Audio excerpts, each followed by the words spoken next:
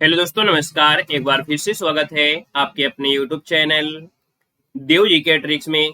तो दोस्तों, हम यहाँ पर डेली जो कि देख सकते हैं शाम को 6 बजे आपकी यूपी जीके की क्लास होती है और देख सकते हैं बेहतर से बेहतर आपकी सीरीज यहाँ पर चलाई गई है।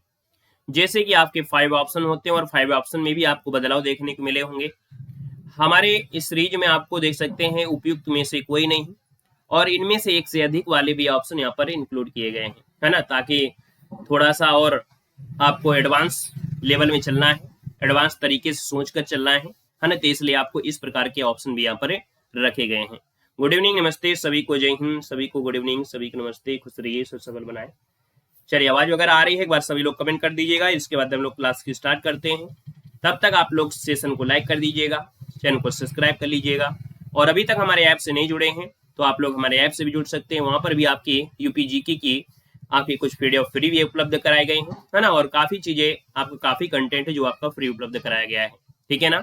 और आपका कोर्स भी उपलब्ध किया गया है, तो वहां पर आप लोग जुड़ सकते हैं। ऐप का नाम है देव जी के ट्रिक। तो चलिए फिर स्टार्ट कर लेते हैं, फटाफट टेस्ट को सोल्व करते हैं। थोड़ा सोच समझ के जवाब दीजिएगा, क्योंकि सावधानी हटी दुर्घटना घटी। ठीक है, पहला क्वेश्चन आपके सामने है और आपसे कह रहा है कि सर लखनऊ की जो सीमा है वो किसे स्पर्श नहीं करती है। चलिए जवाब देना है कि लखनऊ की जो सीमा है वो किसे स्पर्श नहीं करती है। पहले की अगर हम बात कर लेते हैं तो आप कहेंगे सर लखनऊ की जो सीमा है यहाँ पर आपके बलिया को स्पर्श नहीं करती है और ना ही तो आपकी चित्रकूट की स्पर्श करती है। तो आप कहेंगे सर यहाँ पर दो ऐसे ऑप्शन है जो एक से अधिक है, इसका मतलब ऑप्शन नंबर आपका डी हो जाएगा, इनमें से एक से अधिक। तो आप कहेंगे सर इसका जो ऑप्शन है आपका डी हो जाएगा, इनमें से एक से अधिक आपको लगाना है। क्यों? क्योंकि इसमें दो ऐसे ऑप्शन है जो आपके लखनऊ की सीमा को स्पर्श नहीं करते हैं, याद रखिएगा। उम्मीद है ये पॉइंट आपको समझ में आ गया होगा।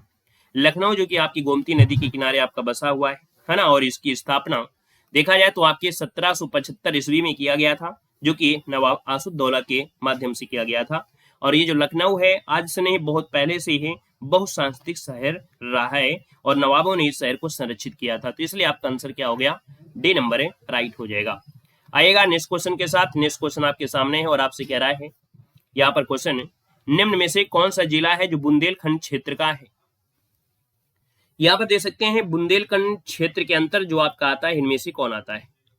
आपके सामने है महोबा, ललितपुर, एटा या एक से अधिक या इनमें से कोई नहीं। तो आप कहेंगे सर यहाँ पर यूपी के कुछ ऐसे जिले हैं जो आपकी बुंदेलखंड क्षेत्र में आते हैं और कुछ एमपी के भी जिले हैं जो बुंदेलखंड आपके आते हैं। अब देखा जाए तो यूपी में जैसे आपका झांसी, जौलान, ललितपुर, हमीरपुर, महोबा, बांदा और चित्रकूट, ये सभी आपकी जिले आपके शामिल हैं। आप कहेंगे सर एमपी में देखा जाए तो दतिया, टीकमगढ़, छतरपुर, पन्ना, दमोह, सागर, ये सब जिले आते हैं। तो हमने कहा सर यहाँ पर देखिए कौन से ऑप्शन आपके आ चुके हैं। तो आप कहेंगे सर इनमें से ऑप्शन हो जाएगा कौन सा, यहाँ पर ऑप्शन जो आपका आ गया है डी नंबर, एक से अधिक, इसका आंसर है राइट हो जाएगा। क्योंकि अभी हमने बताया कि सर महोबा भी आपके बुंदेलखंड में आता है और साथ में यहाँ पर जो आपका ललितपुर है ये भी आपका आता है। तो राइट आंसर आपका डी हो जाएगा, एक से अधिक हो जाएगा। क्लियर हो गया। अब आप ये पढ़ लीजिएगा कि जो यूपी के जो आपके जिले हैं जो आपके कह सकते हैं बुंदेलखंड का हिस्सा है, ललितपुर, झांसी, हमीरपुर, जालौन, बांदा, चित्रकूट और महोबा, ये जो आपके हैं 7 जिले हैं, याद रखिए, जो आपके किस में आते हैं, बुंदेलखंड में आते हैं, यूपी के। आइएगा क्वेश्चन नंबर आपका अगला दिया है 34 नंबर और आपसे कह रहा है उत्तर प्रदेश का जो दक्षिणी पठारी भाग है इसका ढाल किस दिशा में। उत्तर प्रदेश का जो दक्षिणी पठारी भाग, इसका मतलब ये हुआ, अगर हम यहाँ पर यूपी का थोड़ा सा टूटा फूटा नक्शा बना देते हैं तो आप कहेंगे सर इस नक्शे में देखा जाए तो आपसे ये कह रहा है कि सर इसका दक्षिणी वाला भाग, अर्थात इस भाग की बात हो रही है, ये जो आपका भाग है ये किस तरह को ढाल है, ये किस तरह की ढाल है, यहाँ पर कैसी ढाल है। तो आप कहेंगे सर यहाँ से इधर को ढाल है ना, मतलब दक्षिण से उत्तर की ओर ढाल है। जैसे आपकी यहाँ पर सोन नदी है और इस प्रकार से गई भी है। जो नदियां हैं आपकी कहीं ना कहीं इस प्रकार से गंगा में आपको मिल जाती हैं, इधर साइड की भी नदियां, तो इस मतलब आप कहेंगे सर ये ढाल है वो दक्षिण से आपके उत्तर की ओर ढाल है। तो आपका जो आंसर आ गया है वो बी नंबर है, यहाँ पर राइट हो जाएगा। याद रखिएगा कौन सा आंसर आपका बी नंबर है, राइट हो जाएगा। नेक्स्ट क्वेश्चन कराते हैं। क्वेश्चन दिया गया है क्षेत्रफल के बढ़ते क्रम में सही विकल्प आपको बताना है। यहाँ पर एक क्वेश्चन आपका हमेशा से बिल्कुल सदाबहार रहा है और हमेशा से एक क्वेश्चन आपसे पूछा भी गया है। अब आप देख पा रहे होंगे कि सर यहाँ पर सबसे पहला जो नाम आता है वो राजस्थान का आता है। किसका आता है? राजस्थान का आता है। तो राजस्थान, तो आप कहेंगे सर राजस्थान पहले वाले में देखते हैं राजस्थान, फिर आपका महाराष्ट्र है, क्या ये बात सही है? तो आप कहेंगे गलत है। क्योंकि महाराष्ट्र का नंबर नहीं आता है, मध्य प्रदेश का नंबर आता है सेकंड। सी वाले को देख लेते हैं। राजस्थान, मध्य प्रदेश, महाराष्ट्र, उत्तर प्रदेश, मतलब आपका जो आंसर है यहाँ पर सी आपका जवाब बिल्कुल राइट हो जाएगा। नेक्स्ट क्वेश्चन कराते हैं। क्वेश्चन दिया गया है कि उत्तर प्रदेश के भाबर क्षेत्र में किस प्रकार की मृदा पाई जाती है? तो उत्तर प्रदेश में जो भाबर क्षेत्र है, भाबर क्षेत्र मतलब ऐसा क्षेत्र होता है जहां पर नदियां देखा जाए तो विलुप्त जैसी हो जाती हैं। यहाँ पर नदियों के ऊपर पानी दिखाई नहीं देता है, मतलब नदियों में पानी दिखाई नहीं देता है, या ऐसे क्षेत्र में पानी दिखाई नहीं देता है। वो पानी जो होता है वो नीचे नीचे होता है, मतलब कंकड़ पत्थर में होता है। और ये कंकड़ पत्थर में होता है, इसका मतलब है कि आपको आंसर हमने ही बता दिया कि सर उत्तर प्रदेश में जो भाबर क्षेत्र है यहाँ पर जो आपकी मिट्टी है वो ककड़ीली पथरीली होती। मान लीजिए ऐसे टुकड़े हैं और टुकड़ों में अगर आप घर पे टुकड़े आपके यहाँ पर हैं और उसमें पानी डालोगे तो टुकड़ों के ऊपर पानी नहीं दिखाई देगा, नीचे नीचे पानी होता है और यहाँ पर निकलेगा। और जहां निकलता है तो आपका वो तराई एरिया हो जाता है, जो दलदल तराई एरिया है ना, जहां पर नदियां गायब हो जाते हैं, है ना, पानी ये जो पानी है गायब हो जाता है उसे ककरीली पथरीली या भाबर क्षेत्र कहते हैं। और जहां यहाँ पर नदियां फिर से पानी निकलने लगती है, दिखाई देने लगती है, वो तराई क्षेत्र होता है। क्लियर हो गया है? दोनों पॉइंट बहुत समझने की जरूरत है। आएगा क्वेश्चन नंबर आपका दिया है 37 नंबर में, निम्न जिलों में से क्षेत्रफल में सबसे छोटा कौन सा है? चलिए बताना है कि उत्तर प्रदेश में सबसे छोटा जिला कौन सा है। अब ऑप्शन में तो आपको हापुड़ मिलेगा नहीं भाई, है ना, जो आपका हापुड़ है ये तो आपको मिलेगा नहीं। हमने कहा था कि भाई हापुड़ नहीं मिलता है तो और आपका कोई और भी हो सकता है। कौन हो सकता है यहाँ पर देख सकते हैं। तो आप कहेंगे सर यहाँ पर हापुड़ अगर नहीं है तो फिर इन ऑप्शन में से देखा जाए जो आपका वाराणसी है। यहाँ पर जो आपका वाराणसी है, याद रखिए इसको ऑप्शन डी यहाँ पर राइट हो जाएगा, याद रखिएगा। ठीक है ना, क्लियर हो गया है। और यहाँ पर सबसे बड़ा जिला पूछ लेता है तो आप लोग लखीमपुर खीरी बताएंगे। ठीक है, आइएगा अगले क्वेश्चन के साथ। क्वेश्चन आपसे अगला पूछा गया है और आपसे कह रहा है कि उत्तर प्रदेश का जो क्षेत्रफल है देश के कुल क्षेत्रफल का कितना है। चलिए बताना है कि उत्तर प्रदेश का जो क्षेत्रफल है देश के कुल क्षेत्रफल का लगभग कितना है। यहाँ पर जो आंसर बनेगा वो आपका राइट इनमें से क्या हो सकता है। 7.33% है, 8.4%, 9.4% और 13.5। तो आप कहेंगे सर लगभग 7.33 है, मतलब आपका जो ऑप्शन है यहाँ पर फर्स्ट नंबर बिल्कुल सही हो जाएगा। और कितना है तो आप कहेंगे 240,928 है ना वर्ग किलोमीटर आपका है, याद रखिएगा। आइएगा नेक्स्ट क्वेश्चन के साथ। नेक्स्ट क्वेश्चन दिया गया है, कह रहे सर बुंदेलखंड क्षेत्र में ग्रीष्म ऋतु में सर्वाधिक औसत तापमान होने का कारण क्या है। हमने कहा बुंदेलखंड क्षेत्र जो अभी आपके यूपी के 7 जिले थे, है ना, और एमपी के भी कुछ आपके जिले। तो जो बुंदेलखंड क्षेत्र है यहाँ पर पानी की कमी रहती है ना, पानी की बड़ी किल्लत रहती है। महोबा ओबा जैसे क्षेत्रों में देखा जाए बड़ी समस्या होती है, क्योंकि वहाँ पानी की खेती भी होती है और पानी की जरूरत भी होती है, तो बड़ी दिक्कतें होती हैं। तो कह सकते हैं कि जब ग्रीष्म ऋतु आती है तो यहाँ का जो औसत तापमान होता है वो थोड़ा ज्यादा होता है। इसका कारण क्या है तो आप कहेंगे सर इसका कारण तो एक ही हो सकता है कि भारत से निकलने वाली जो आपकी कर्क रेखा के निकट होना।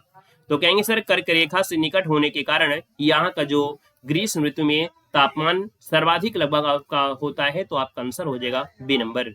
आएगा अगले क्वेश्चन के साथ। क्वेश्चन नंबर आपका 40 है और आप 40 कह रहा है कि प्रदेश में जो सर्वाधिक वर्षा होती है वो किस जिले में होती है। प्रदेश में जो सर्वाधिक वर्षा होती है किस जिले में होती है। यहाँ पर दिया है मथुरा, महाराजगंज, आगरा, देवरिया, इनमें से कोई नहीं। आपका जो राइट आंसर होगा इनमें से क्या हो सकता है। यहाँ पर देखा जाए तो हमने कहा सर यहाँ पर सर्वाधिक दिया गया है, और अगर आप मथुरा लगा रहे हैं तो गलत लगा रहे हैं, क्योंकि मथुरा में तो बारिश कम होती है, मथुरा में बारिश कम होती है। सर्वाधिक पूछा गया है, सर्वाधिक मतलब होता है कि भाई जो आपका गोरखपुर है, और गोरखपुर तो आप सामने है नहीं है। गोरखपुर जो आपका है वो ऑप्शन में है नहीं है तो आपका ऑप्शन तो दिया गया है हाँ उपयुक्त में से कोई नहीं, तो आपका ऑप्शन क्या देंगे ई नंबर हो जाएगा, उपयुक्त में से कोई नहीं। आएगा नेक्स्ट क्वेश्चन के साथ। नेक्स्ट क्वेश्चन दिया गया है 41 नंबर में और आपसे कह रहा है कि उत्तर प्रदेश में जो सर्वाधिक औसत जो आपका वार्षिक वर्षा वाला क्षेत्र है वो कौन सा है। मतलब सर्वाधिक औसत वार्षिक वर्षा जो देखने को मिलती है उत्तर प्रदेश में वो कहाँ पर मिलती है। तो आपको बताया था कि यूपी में जैसे मानसून है देखा जाए तो पश्चिमी से, मतलब जो आपका बंगाल की खाड़ी से आपका एक स्लॉट होता है, एक आपके अरब सागर से, है ना, तो मैक्सिमम आपको यहीं से होता है। अब यहाँ पर देखा जाए तो आपका ये मानसून कुछ इस प्रकार से चलता है, तो यहाँ पर देखा जाए इस प्रकार से चलता है और यहाँ से घूमते हुए ऐसे ऐसे आता है। तो कहने का ये जो तराई एरिया वाला है, तराई एरिया में काफी अच्छी बारिश हो जाती है।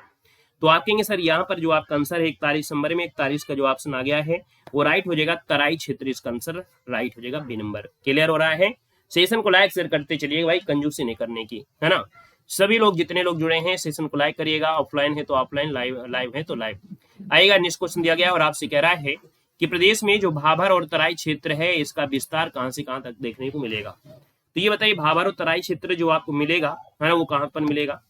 तो हम लोग कहेंगे भाबर और तराई, तराई मतलब हो गया तराई एरिया में है ना, जो पूरब में देवरिया है और देवरिया से लेकर पश्चिम में हम लोग सहारनपुर तक जाते हैं। कुल मिला के यहाँ पर देखा जाए तो आपका जो यूपी है और यूपी में से यहाँ से ये एरिया स्टार्ट है और सहारनपुर तक आपका जाता है।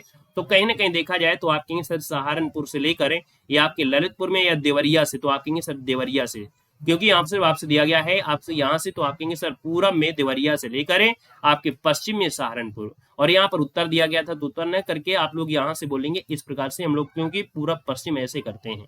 जब ऐसे करते दक्षिण होते हैं, हालांकि यहाँ पर जो आपका सहारनपुर है वो आपको जरूर उत्तर में है, लेकिन कहीं ना कहीं उसका जो सेंट्रल पॉइंट आपको निकालेंगे हम अपने हिसाब से तो वो आपका यही होगा। आएगा नेक्स्ट क्वेश्चन के साथ। नेक्स्ट क्वेश्चन दिया गया और आपसे कह रहा है कि तराई क्षेत्र की प्रमुख पैदावार फसलें आपकी कौन सी है। जो तराई क्षेत्र होता है, तराई क्षेत्र में जो फसलें होती हैं वो आपकी क्या होती हैं। हमने कहा तराई क्षेत्रों में जैसे देखा जाए तो आपकी जैसे पानी ज्यादा होता है और जब पानी होता है तो उसमें धान भी होगा, धान होगा तो गन्ना भी हो सकता है। तो आप कहेंगे सर इसका आंसर क्या होगा, बी नंबर आपका हो जाएगा कि तराई क्षेत्र में जो आपकी फसलें होती हैं वो धान, गेहूं, गन्ना ऐसी चीजें आपकी होती है। ऑप्शन नंबर आपका बी बनेगा। आएगा नेक्स्ट क्वेश्चन में और कह रहा है सर प्रदेश में सर्वाधिक वर्षा होती है। आंसर आपको दिख गया होगा कि सर जो सर्वाधिक वर्षा होती है वो दक्षिण पश्चिम मानसून से, अर्थात आपका हमने कहा कि ये जो अरब सागर का मानसून है दक्षिण पश्चिम वाला मानसून से आपकी बारिश सर्वाधिक होती है, याद रखिएगा, ठीक है ना। आएगा नेक्स्ट क्वेश्चन से। नेक्स्ट क्वेश्चन आपका दिया गया है और आपसे कह रहा है कि सर प्रदेश में अरब सागर मानसून से वर्षा होती है। बात तो वही हो गई भाई, अरब सागर है तो अरब सागर कहाँ पर है, तो आप कहेंगे सर अरब सागर यहाँ पर देखा जाए पश्चिम है, ये पूरब है, ये आपका दक्षिण है, तो ये क्या हो जाएगा दक्षिण पूरब हो जाएगा। कुल मिला के ये आपका हुआ। तो आप कहेंगे सर यहाँ पर जो 45 नंबर है, 45 का जो ऑप्शन है लगभग सभी का सही है। तो आप कहेंगे ऑप्शन नंबर आपका डी, ये दक्षिण के पठारी भाग में क्या दिया है, कह रहा है सर प्रदेश में अरब सागर मानसून से वर्षा होती है। भाबर तराई क्षेत्र में, पूर्वी मैदानी क्षेत्र में, पश्चिमी मैदानी क्षेत्र में, दक्षिण के पठारी क्षेत्र में, उपयुक्त में से कोई नहीं, ये आपसे कह दिया था। मतलब क्वेश्चन में थोड़ा सा परिवर्तन भी कर दिया है ना भाई। वो मानसून था और ये क्या है कि जो आपका एरिया है वो आपका कौन सा है, कि प्रदेश में अरब सागर मानसून से जो वर्षा होती है वो आपकी भाबर तराई क्षेत्र में, पूर्वी मैदानी क्षेत्र में, पश्चिमी क्षेत्र में या दक्षिण के पठारी क्षेत्र में। तो हम लोग यहाँ पर जो आपका आया है तो भाई अरब सागर से मानसून होता है और ये दक्षिण पश्चिम मानसून है, और दक्षिण पश्चिम मानसून इसका मतलब तराई वाला आपका एरिया हो जाएगा। दक्षिण पश्चिम मानसून से सर्वाधिक वर्षा होती है और इसके पहले भी क्वेश्चन आपका रहा है। तो भाराई ये वाला क्षेत्र आपका है, यहाँ क्वेश्चन दिया गया तराई क्षेत्र है ना, औसत वर्षा आपका है तराई क्षेत्र। तो इसका मतलब है कि यहाँ पर जो आपका आंसर होगा वो आपका क्या हो जाएगा, तो आप कहेंगे सर यहाँ पर आपका भाबर तराई क्षेत्र वाला आपका आंसर आपको देना है, याद रखिएगा, ठीक है ना। आइएगा नेक्स्ट क्वेश्चन के साथ। इसमें क्वेश्चन में डी दिया गया था इसलिए थोड़ा कंफ्यूज हुए। दिया गया भूगर्भिक दृश्य उत्तर प्रदेश जो आपका है ना, उत्तर प्रदेश का जो मतलब देखा जाए भूगर्भिक मतलब उसके हिसाब से देखा जाए तो आपका जो उत्तर प्रदेश है वो किसका हिस्सा है, ये जो हिस्सा है वो आपका हिस्सा किसका है। यहाँ पर ये जो हिस्सा है वो आपका आता किसके अंतर्गत है, तो आप कहेंगे सर गोंडवाना लैंड का हिस्सा है। मतलब ऑप्शन नंबर आपका बी यहाँ पर राइट हो जाएगा, गोंडवाना लैंड। नेक्स्ट क्वेश्चन दिया गया है, कह रहे सर उत्तर प्रदेश की जो मध्य मैदानी क्षेत्र का ढाल है, उत्तर प्रदेश की जो मध्य मैदानी क्षेत्र का ढाल है वो किस प्रकार से। ये क्वेश्चन अभी हमने आपको बताया था 47 नंबर वाला है ना। यहाँ पर याद रखिए जो मध्य मैदानी क्षेत्र का जो ढाल है वो किस से किस ओर की ओर आपका है, याद रखिए। तो याद रखिएगा उत्तर पश्चिम से दक्षिण पूर्व की ओर। यहाँ पर जो आंसर आपका दिया गया है वो आपका आंसर क्या हो जाएगा, यहाँ पर फर्स्ट नंबर इसका राइट हो जाएगा। नेक्स्ट क्वेश्चन दिया गया है सर लाल मिट्टी जो पाई जाती है वहां पर कहाँ पाई जाती है, उत्तर प्रदेश में बताना है। सर जो लाल मिट्टी है वो पाई जाती है वो कहाँ पर आपकी पाई जाती है, याद रखिए यहाँ पर एटा मैनपुरी है, फतेहपुर बांदा है और इसके बाद आगरा मथुरा है, सीतापुर बाराबंकी है। क्या ऐसा ऑप्शन आपको दिख रहा है जो आप लोगों के दिमाग में आया हो थोड़ा सा, लेकिन ऐसा ऑप्शन नहीं दिख रहा है क्योंकि आपने हमेशा पढ़ा होगा क्या, तो आपकी सर मिर्जापुर और आपकी झांसी में पड़ा है। और जब आपने पढ़ा इसका मतलब है आपका आंसर हो जाएगा ई नंबर, इनमें से कोई नहीं है ना। जो लाल मिट्टी होती है वो आपकी मिर्जापुर और झांसी होती है, इसलिए ऑप्शन नंबर आपको ई आपको देना है, याद रखिएगा। नेक्स्ट क्वेश्चन आपसे दिया गया है कि सर प्रदेश में जो अनालिका अपर्दन से सबसे अधिक प्रभावित जिला है वो आपको कौन सा है।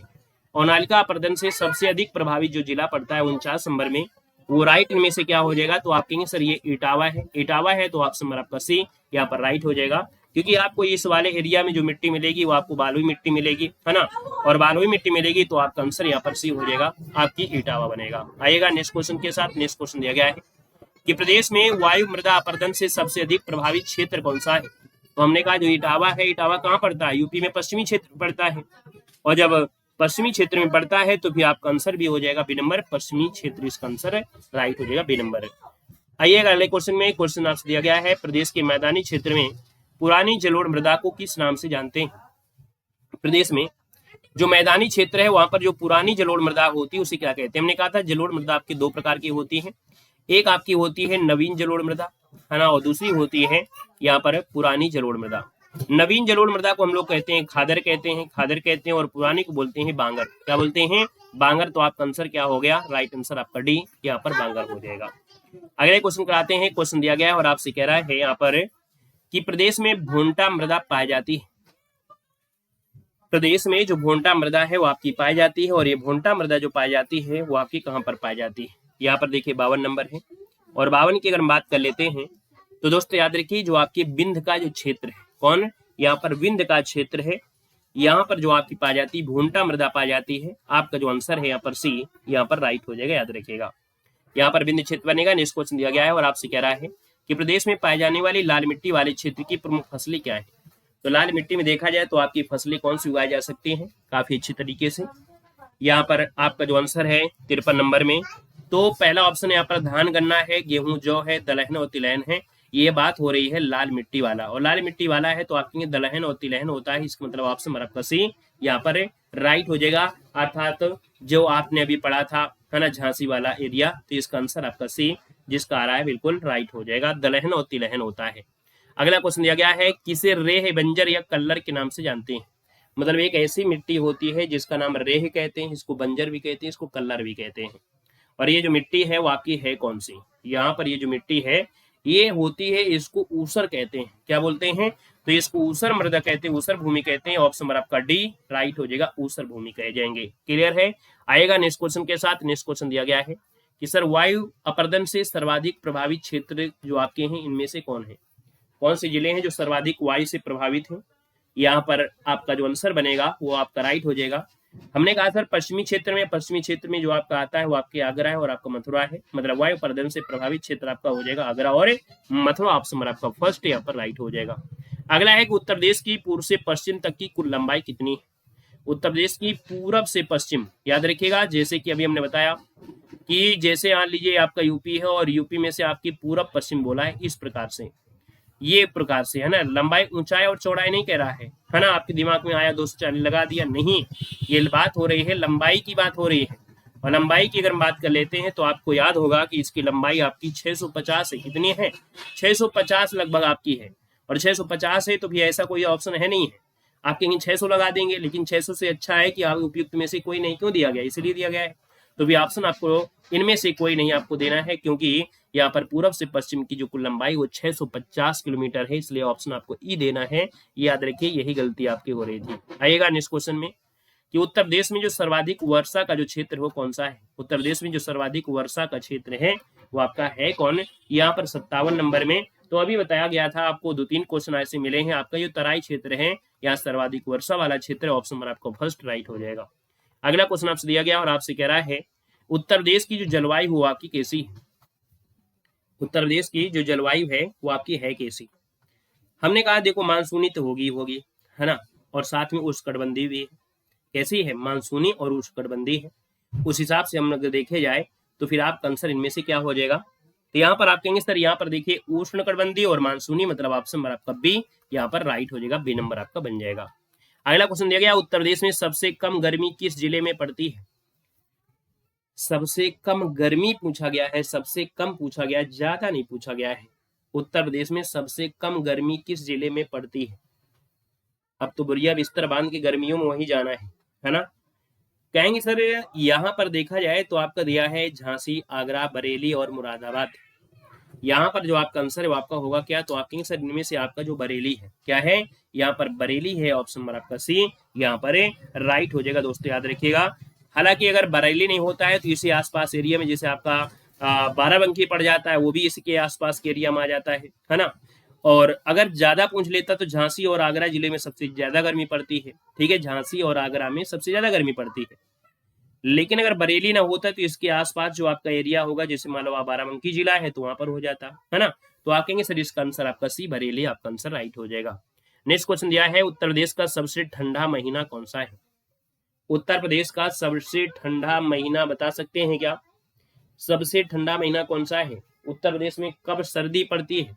हमको तो लगता है कि नवंबर का तो कोई मतलब ही नहीं है। दिसंबर में आप लोग रजाई शुरू करते हैं और जनवरी में आपको कपा देता है। 10-15 दिन के लिए ठंडी जो होती है वो जनवरी में होती है, लेकिन कड़ाके होती है, हड्डी तोड़ वाली जैसे आपकी सर्दी होती है ना। तो आप कहेंगे सर यहाँ पर नवंबर, दिसंबर, मार्च, फरवरी दिया है लेकिन जनवरी नहीं दिया गया है, और जनवरी नहीं दिया है तो ऑप्शन ई तो दिया है, इनमें से कोई नहीं। तो आप कहेंगे सर जनवरी महीने में सबसे ज्यादा आपकी होती है यहाँ पर ठंडी, और इसका जो आंसर है वो आपका हो जाएगा ये नंबर, इनमें से कोई नहीं हो जाएगा। राइट आंसर आपका ई हो जाएगा। क्लियर है, जनवरी इसका आंसर बनेगा। अगला है, उत्तर प्रदेश का कौन सा क्षेत्र है जो आद्यकल्पिकी प्राचीनतम शहरों में से आपका निर्मित है? उत्तर प्रदेश का जो कौन सा क्षेत्र है आद्यकल्पिकी प्राचीनतम शहरों में से निर्मित है? यहाँ पर 61 की अगर बात कर लेते हैं तो आपका जो आंसर बनेगा और आपका क्या हो जाएगा, तो हमने कहा सर आद्यकल्पिकी क्षेत्र में से ये जो प्राचीनतम आता है ये आपका विंध्याचल हो जाएगा, आपका यह बुंदेलखंड हो जाएगा। तो आप कहेंगे सर बुंदेलखंड आपको लगाना है, या आद्यकल्पिकी प्राचीनतम शहरों में से आपका बुंदेलखंड आता है। ऑप्शन नंबर आपका फर्स्ट राइट हो जाएगा, बुंदेलखंड। अगला है कि उत्तर प्रदेश में नम पर्णपाती वन पाए जाते हैं। उत्तर प्रदेश में नम पर्णपाती वन जो पाए जाते हैं वो किस एरिया में पाए जाएंगे? नम पर्णपाती वन जो पाए जाते हैं वो किस एरिया में पाए जाएंगे आपको बताना है। देखो हमने कहा नम और पर्णपाती है ना, तो ये जो आपका एरिया है भाबर और तराई क्षेत्र में, कौन भाबर और तराई क्षेत्र में है। यहाँ पर नम और पर्णपाती मतलब पत्ते भी ये छोड़ देते हैं है ना। यहाँ पर जो आंसर है वो आपका फर्स्ट राइट हो जाएगा। अगला, उत्तर प्रदेश के मैदानी क्षेत्र में पाई जाने वाली नवीन जड़ोर मृदा को किस नाम से जानते हैं? और यहाँ पर दे सकते हैं, इस क्वेश्चन को अभी हमने आपको बताया भी था, इस क्वेश्चन को बताया था। तीसरा नंबर आपको जो देना है वो आपको कमेंट बॉक्स में कमेंट करना है कि आपका जो सही आंसर होगा क्या होगा, कि जो मैदानी क्षेत्र है वहां पर जलोढ़ मृदा है उसमें से कौन नवीन जलोढ़ मृदा का क्या नाम दिया गया है ना। तो इस प्रकार से इस क्वेश्चन का जवाब कमेंट बॉक्स में कमेंट करना है। उम्मीद है वीडियो अच्छा लगा होगा, काफी अच्छे क्वेश्चन भी आपके रहे हैं, और यहाँ पर जो कंफ्यूजन क्वेश्चन वाले वो भी आपको देखने को यहाँ पर मिलेंगे। इसी प्रकार से धीरे धीरे सीरीज को पढ़ते रहिएगा। सेशन को लाइक नहीं किया है तो सेशन को लाइक कर दीजिएगा। हमारे ऐप से नहीं जुड़े हैं तो ऐप से जुड़ सकते हैं, वहां पर भी आपको कुछ फ्री वीडियो उपलब्ध कराई गई हैं। काफी ऐसा कोर्स आपको उपलब्ध कराया गया जो कि आपका फ्री में है, और कुछ ऐसा भी आपका कोर्स है जो कि आपके कुछ पेड बैच भी आपके हैं। ठीक है, तो चलिए मिलते हैं। ऐप को डाउनलोड करिएगा, देव जी के ट्रिक है। ठीक है, धन्यवाद सभी को, जय हिंद, वंदे मातरम।